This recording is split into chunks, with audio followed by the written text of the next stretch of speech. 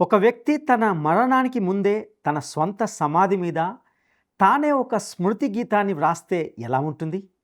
ఈ మాటలు పలకడానికి గల నేపథ్యం ఏమిటి? ఈ విషయాలను ఆలోచిద్దాం.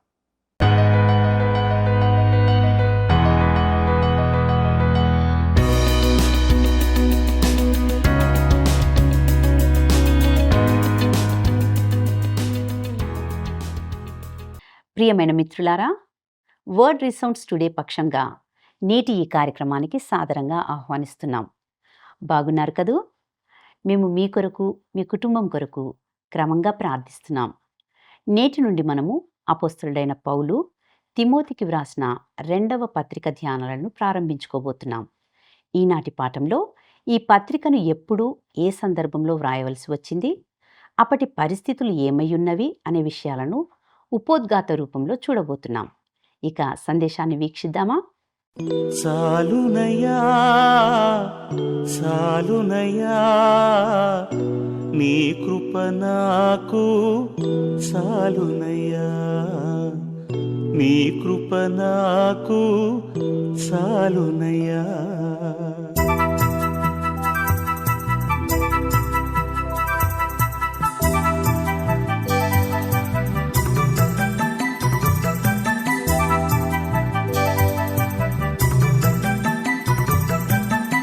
సాలునయా సాలునయా నీ కృప నాకు సాలునయా, సాలునయా సాలునయా నీ కృప నాకు సాలునయా.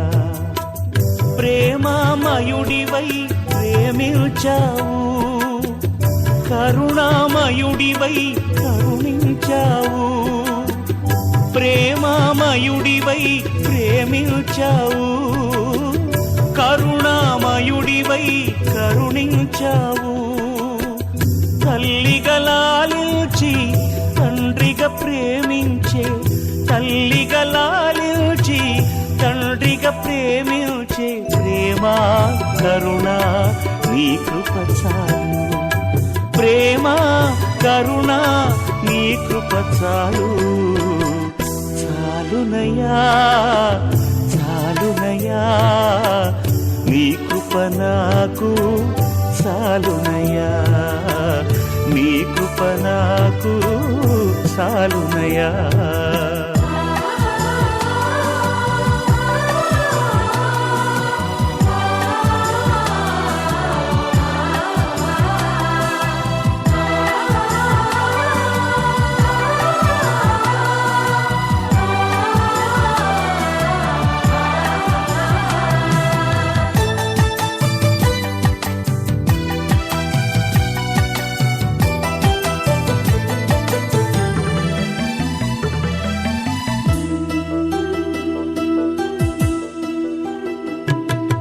జిగటగల ఊబిలో పడి ఉండగా నా అడుగులు స్థిరపరచి నిలిపితివయ్యా.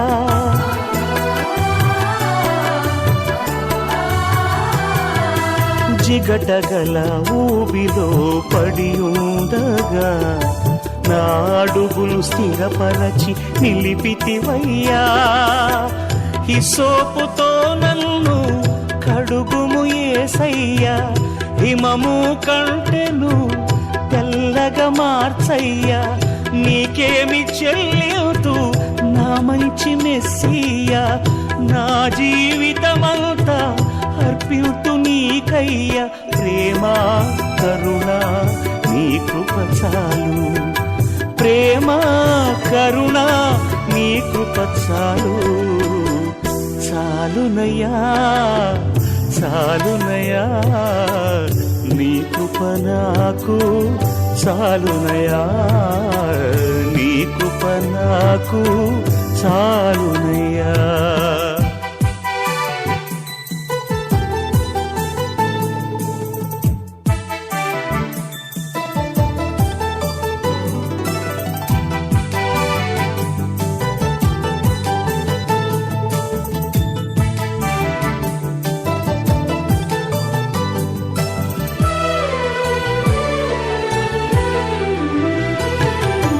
బంధువులు స్నేహితులు త్రోసేసిన, తల్లిదండ్రులే నన్ను వెలివేసిన,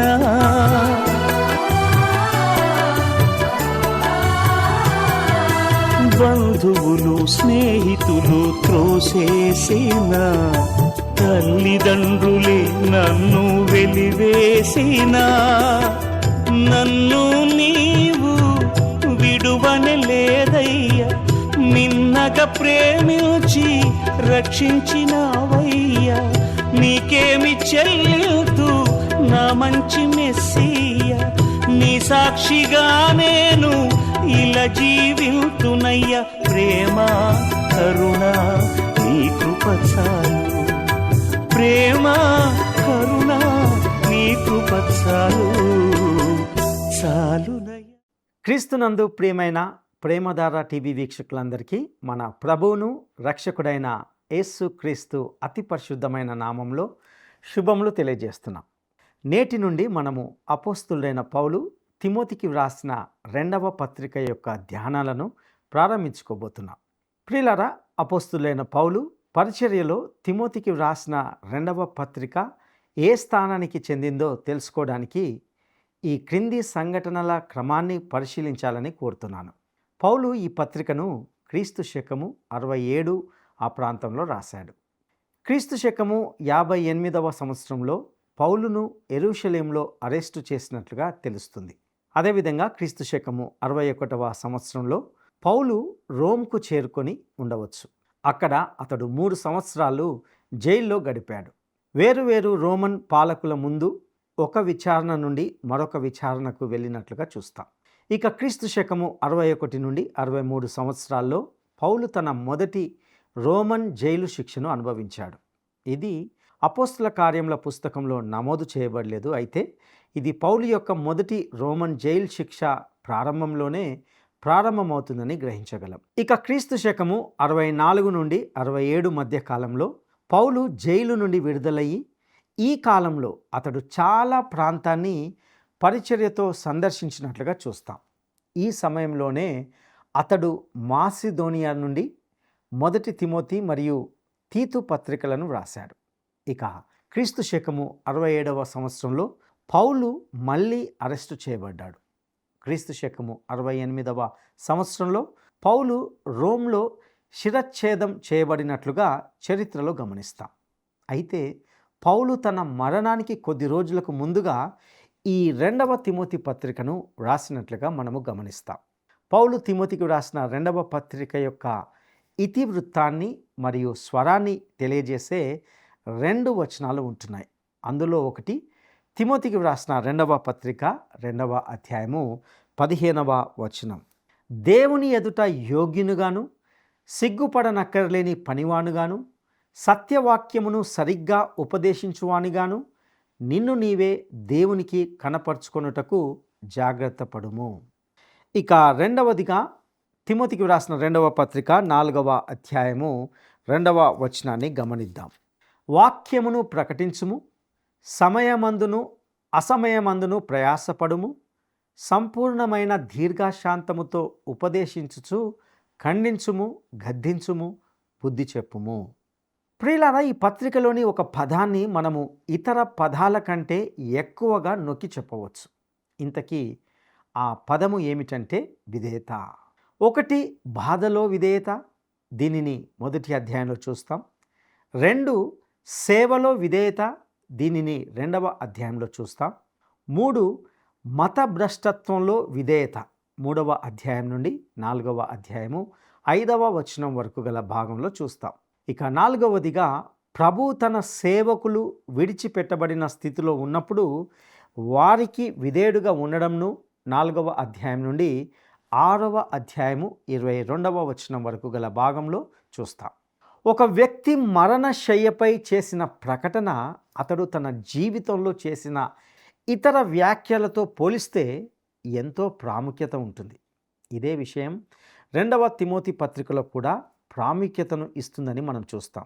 ఇందులో పౌలు యొక్క చివరి సంభాషణను మనం గమనిస్తాం. అతని ఇతర పత్రికల్లో కనుగొనబడని విచారకరమైన విషయాన్ని ఈ పత్రిక కలిగి ఉన్నట్లుగా చూస్తాం.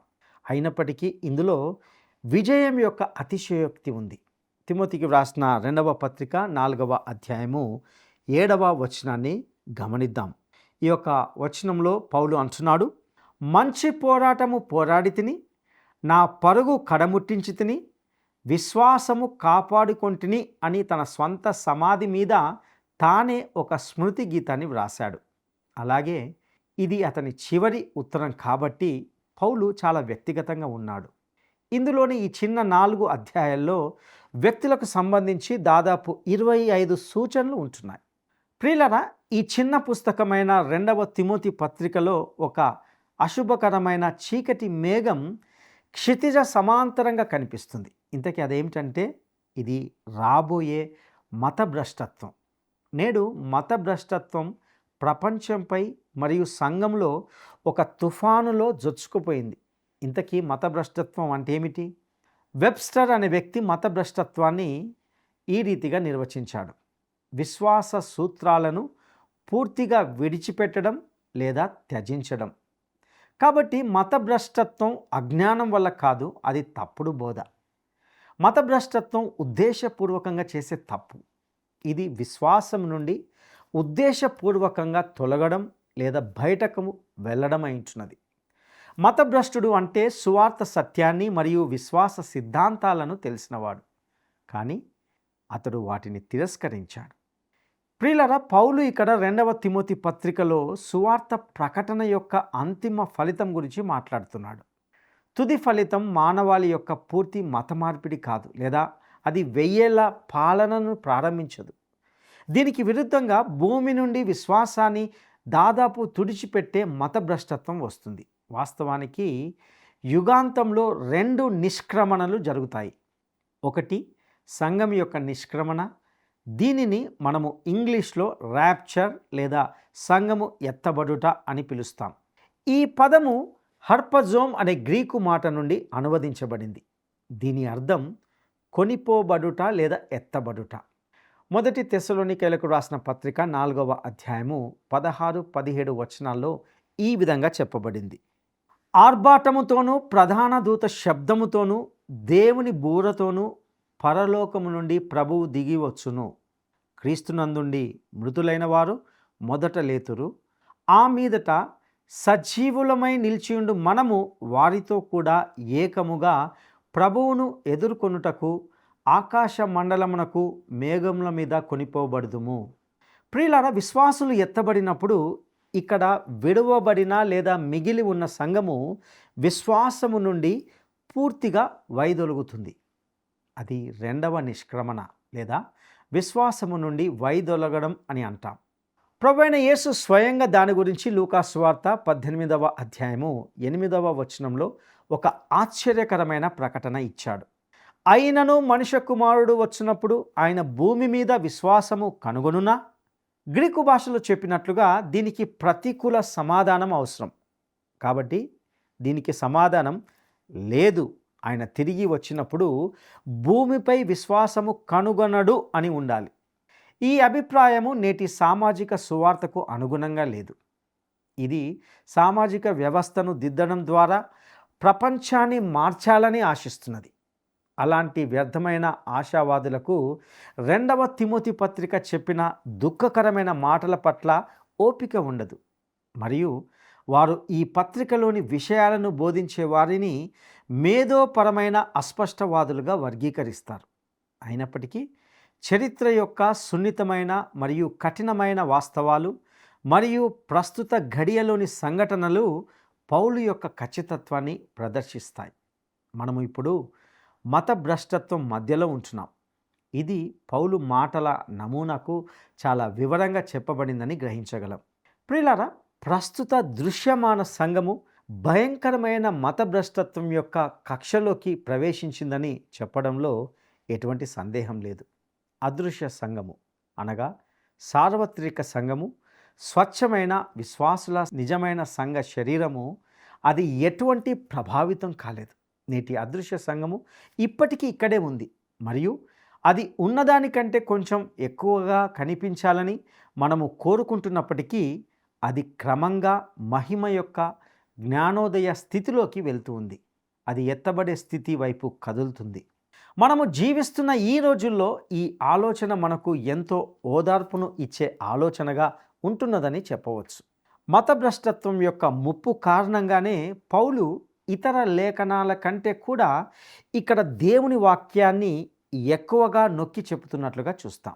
నిజానికి పౌలు మరియు పేతురు ఇద్దరు కూడా ఈ విషయాన్ని అంగీకరిస్తూ తమ పత్రికల్లో, అనగా 2వ తిమోతి పత్రికలో మరియు 2వ పేతురు పత్రికలో దేవుని యొక్క వాక్యాన్ని మరియు సువార్తను నొక్కి చెప్పినట్లుగా చూస్తాం.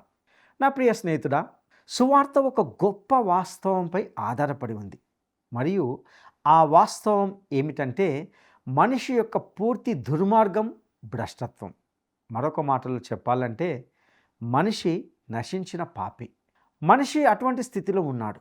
అతడు తన స్వంత పరిపూర్ణ విధేయత ద్వారా రక్షించబడలేడు, ఎందుకంటే అతడు దానిని అందించలేడు. అసంపూర్ణ విధేయత ద్వారా కూడా అతడు రక్షింపబడలేడు, ఎందుకంటే దేవుడు దానిని అంగీకరించాడు. కాబట్టి క్రీస్తు యొక్క మరణం మరియు పునరుత్థానం ఆధారంగా పాపిని రక్షించే దేవుని కృప యొక్క సువార్త మాత్రమే దీనికి ఏకైక పరిష్కారమై ఉన్నది. క్రీస్తుపై విశ్వాసము మానవ జీవితాన్ని మారుస్తుంది. దేవుని కృపా సువార్త ద్వారా రూపాంతరం చెందిన స్త్రీ పురుషుల ప్రపంచమంతటా నేడు మనకు ఒక చక్కటి ప్రదర్శనగా ఉంది. పాపిష్టుడైన మనిషికి దేవుని కృపను అందించడానికి బదులుగా ప్రస్తుత సంఘములోని ఉదారవాద బోధన 3 వేరువేరు దిశల్లో సాగుతుంది. మొదటగా కొన్ని ఉదారవాద ప్రసంగ వేదికల నుండి వచ్చే ప్రసంగాలు మనము నిజంగా ప్రజాదరణ పొందిన మనస్తత్వ శాస్త్రము ఏమిటో వింటాం. ఇది ఎలా అధిగమించాలి, లేదా సృజనాత్మకంగా ఎలా ఆలోచించాలి, లేదా దృఢంగా లేదా సానుకూలంగా ఎలా ఆలోచించాలి వంటి అంశాలపైనే దృష్టి ఎక్కువగా ప్రధానంగా ఉంటుంది. మనము ఎప్పటికీ పైకి మరియు ముందుకు సాగుతున్నామని ఇది చెబుతుంది. అది జన ఆదరణ పొందిన మనస్తత్వ శాస్త్రం, కానీ వాస్తవానికి అది మనల్ని ఎక్కడికి తీసుకెళ్లడం లేదు. ఇక 2వ రకమైన ఉదారవాద బోధనలో సామాజిక లోకనీతి ఉంటుంది. ఇది ఒక మంచి చిన్న తీపి సువార్తను ప్రకటిస్తుంది.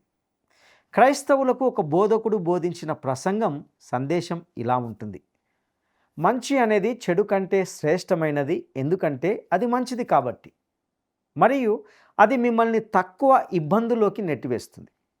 సగటు ఉదారవాద సంఘం యొక్క చిత్రం ఏమిటంటే సౌమ్య ప్రవర్తన గల వ్యక్తుల సమూహం ముందు నిలబడి వారిని మరింత సౌమ్యంగా ఉండాలని కోరుతూ సౌమ్య ప్రవర్తన గల వ్యక్తిగా ఉండడం.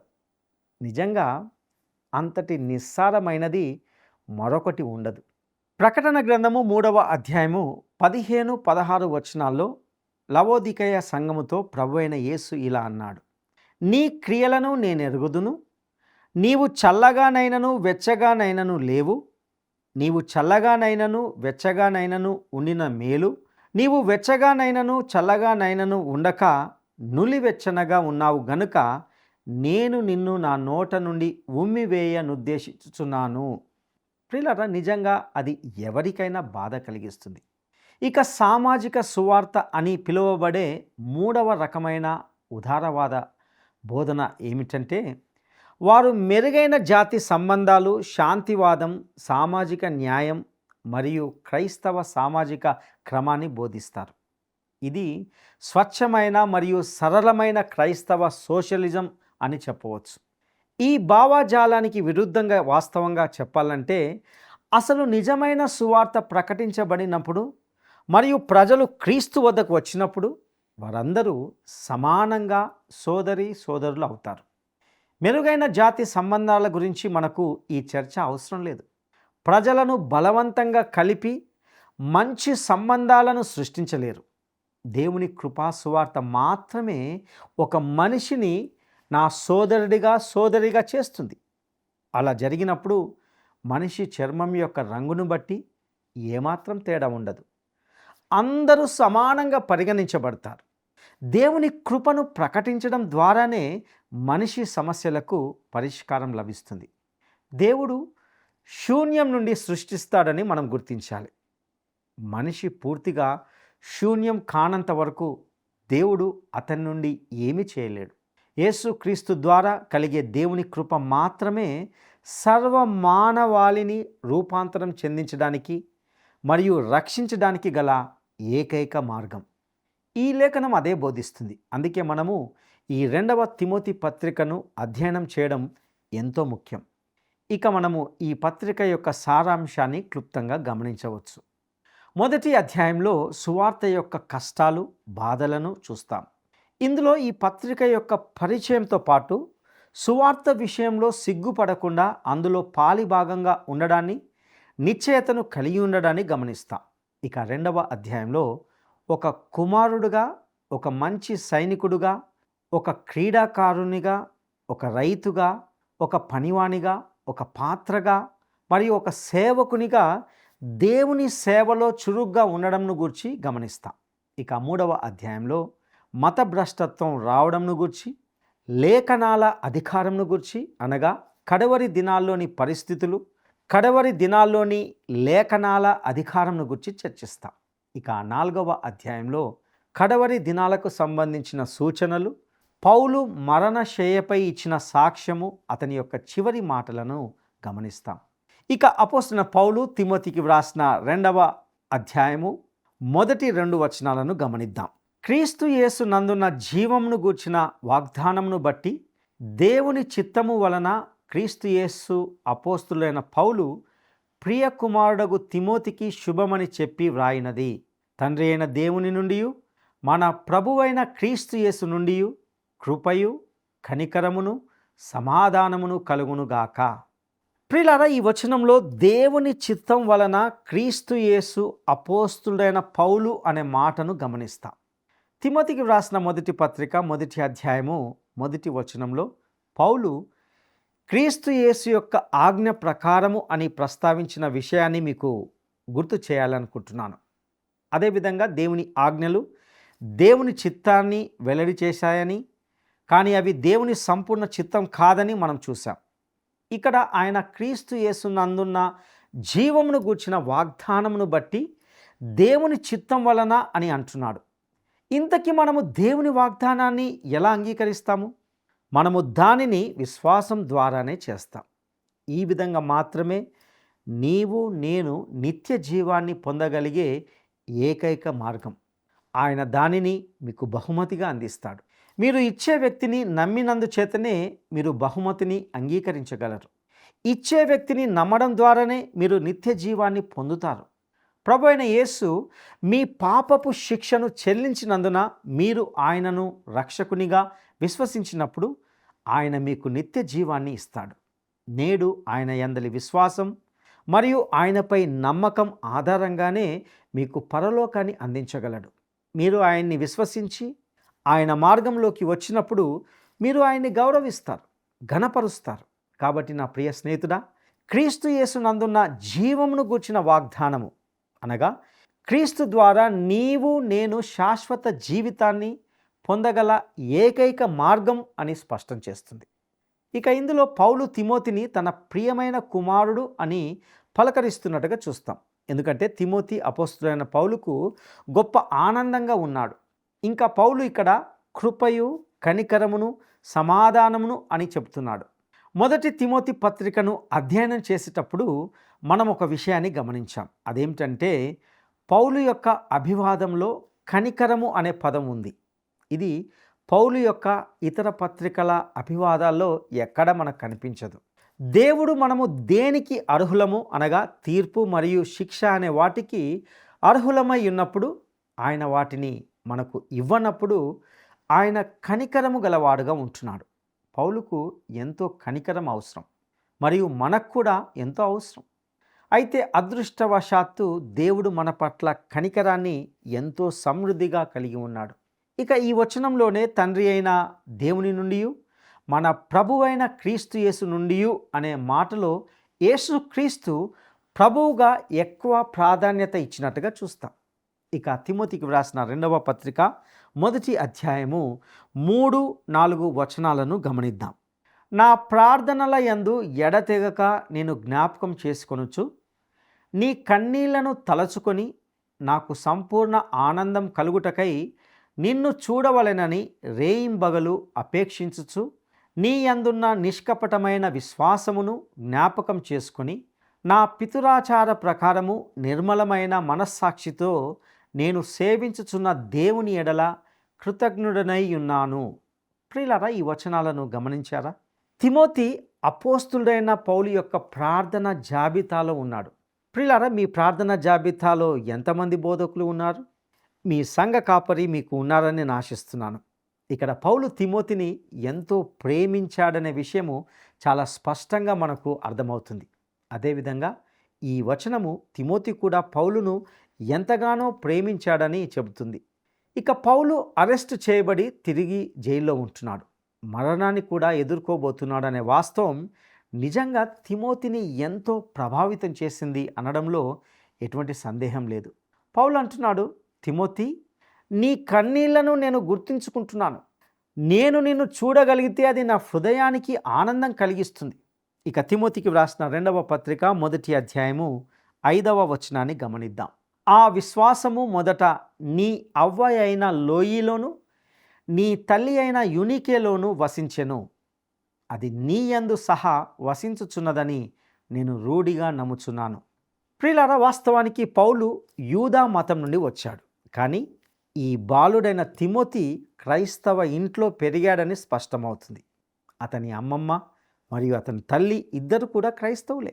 ఈ యువకుడు క్రీస్తు వైపు తిరగడానికి ఆ నేపథ్యము చాలా సంబంధం కలిగి ఉందని నేను ఖచ్చితంగా అనుకుంటున్నాను. తిమోతి తండ్రి గ్రీకు వాడు మరియు అతడు విశ్వాసంలో ఉన్నాడో లేదో తెలియదు. అయితే తిమోతి మాత్రము దైవభక్తి వాతావరణంలో పెంచబడ్డాడు.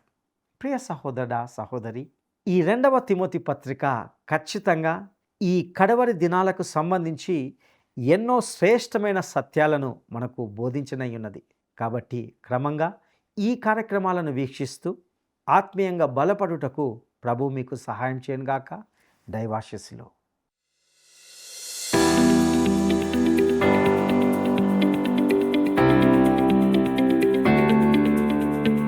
పౌలు తిమోతికి వ్రాసిన 2వ పత్రికను ఎప్పుడు వ్రాసాడు? పౌలు తిమోతికి వ్రాసిన 2వ పత్రికను ఎప్పుడు వ్రాసాడు? 1. క్రీస్తు శకము 67, 2. క్రీస్తు శకము 68, 3. క్రీస్తు శకము 69. ఈ ప్రశ్నకు సరైన జవాబును ఈ వాట్సాప్ నంబర్కు పంపండి. మా వాట్సాప్ నంబర్ 9399952570. ఈ సందేశం ద్వారా ఈ పత్రిక యొక్క నేపథ్యంతో పాటు అందులో ఇమిడి ఉన్న చారిత్రాత్మకమైన ఆధ్యాత్మిక సత్యాలను గ్రహించాం. విశ్వాసులుగా మనము సంఘముగా దేవుని యొక్క ఏర్పాటులో ఉన్నామని గుర్తెరిగి ఆధ్యాత్మిక జీవితంలో ముందుకు వెళ్ళాలని కోరుతున్నాం. రాబోయే పాఠాలలో మరిన్ని లోతైన సత్యాలను నేర్చుకోబోతున్నాం. శ్రద్ధగా, క్రమంగా ఈ కార్యక్రమాలను వీక్షించాలని కోరుతున్నాం. మీ ప్రార్థనా అవసరతలను మాకు తెలియచేయండి. మేము మీ కొరకు ప్రార్థిస్తాం. దేవుడు మిమ్మును దీవించునుగాక. ఆమేన్. ఈ కార్యక్రమం మీకు నచ్చిందా? అయితే వెంటనే మిస్డ్ కాల్ ఇవ్వండి. బహుమతి పొందే విజేత మీరే కావచ్చు.